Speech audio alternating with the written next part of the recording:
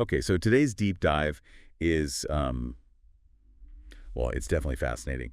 But honestly, it's pretty heartbreaking too. We're diving into Liam Payne's story, from One Direction. And it's a story that goes way beyond just like those headlines everyone saw. It's about dealing with crazy levels of fame, finding your own voice, all those personal challenges. And the whole world's watching, which is. Exactly.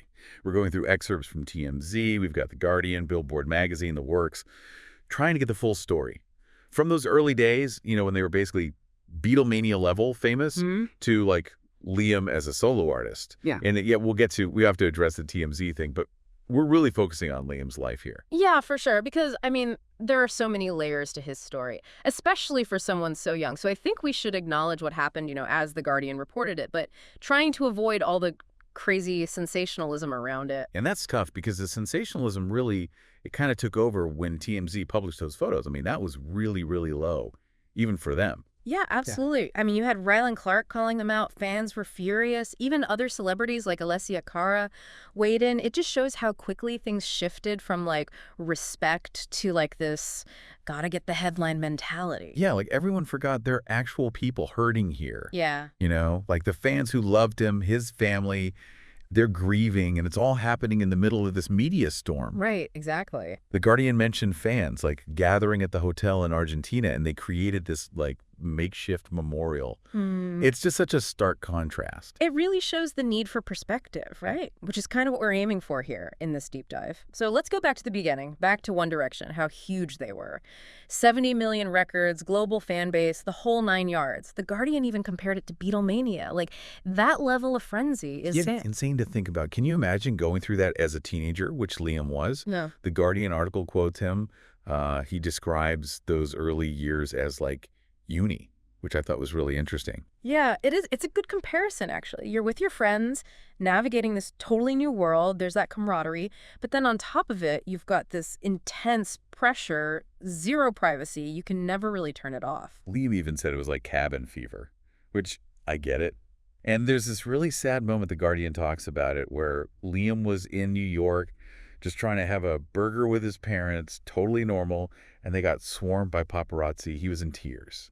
Think about that. Just a normal thing for a teenager turned into this huge media thing. It shows how intense it was, even in everyday life. And that's something that it followed him even after One Direction. It's crazy to think, even after the band decided to take a break, that was what, 2016? So the intensity never really went away. Yeah, it's true. You think it would be easier, finding your own thing after that level of success.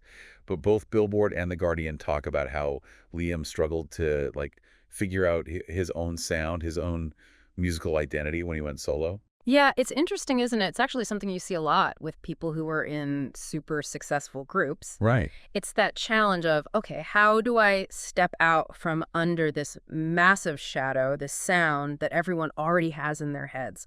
And the critics definitely picked up on that, even when he was having hits. There was this sense of, is he still trying to find that unique voice? Which is interesting because you can't really say his solo career was a flop at all. No, not at all. I mean, Strip That Down was, what, top 10 of the U.S.? Yeah. Even higher in the U.K.? For sure, for sure. It's always more complicated than just chart positions and all that. He had the commercial success, yeah, but there was always this question, is this really him? Or is he trying to fit into this box that, the industry wants from a One Direction guy? I think that search for authenticity, that really played a big part in everything for him. And that wasn't just like in his music either. Liam was really open about the stuff he was going through personally, especially with alcohol. And he went to rehab. He talked about it publicly, Yeah. even when it was tough, which. And I think that's what makes his story so powerful for so many people. Even people who weren't like super into the music, he admitted he was struggling, that he needed help. He even owned up to some stuff he said and did, like, remember that podcast interview? That caused a lot of backlash. Oh, you're talking about the Logan Paul one, right? That's the one. He said some things that, yeah, rubbed people the wrong way. But to his credit, he didn't shy away from it afterwards. Like, he admitted he was coming from a place of anger, acknowledged he hurt people. And I think just that willingness to self-reflect, It's a powerful message for anyone, really, but especially young people dealing with similar things. Totally. And remember, this is all happening with everyone watching.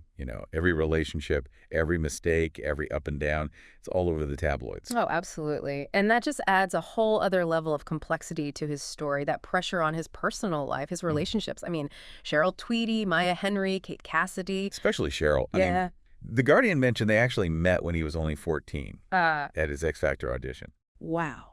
When you think about it like that, he was dealing with fame and relationships so publicly for so long. It's hard to even imagine, growing up like that.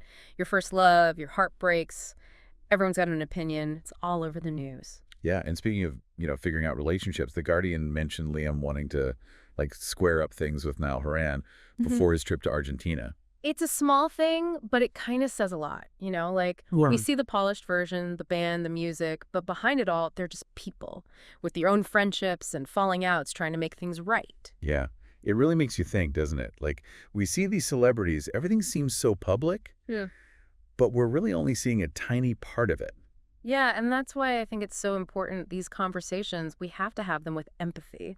Liam's story, it's tragic for sure, but it's also a story about growth, about resilience, about asking for help when you need it. And he was so young, just starting to figure things out outside of one direction. He was a dad, he had Bear.